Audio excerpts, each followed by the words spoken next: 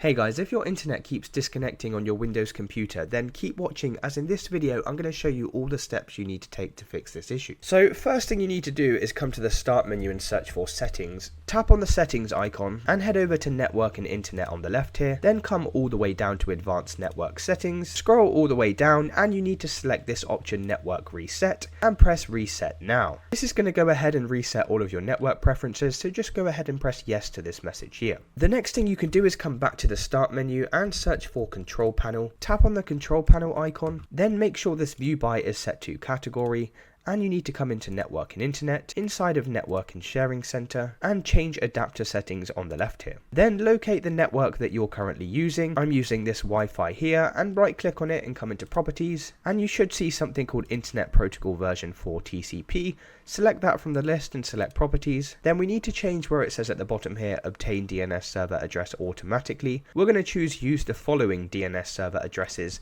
and you need to type in 8888 and 8844. Then we can press OK to save the changes. Another thing we can do from this window is you need to come into configure, then come over to the power management tab, and it's really important to make sure this option allow the computer to turn off this device to save power is unchecked. Then come over to the advanced tab, scroll down to where it says roaming aggressiveness, and once again this is a super important setting. What this means is if your computer is really close to your router, then you should have this set to the lowest number, but if your laptop is further away, then you may want to keep this at medium. So depending on how far away your router is from your computer, we can select between the options 1 to 4. Mine's a moderate distance away from my router, so I'm going to keep mine at 3 medium. Then once again we can press OK and close out of these windows, come over to the start menu and search for CMD, then right click on the command prompt and make sure to run as administrator. Inside of here you need to type in the following command, sfc / scan now and hit enter, and this is going to scan all of your important window files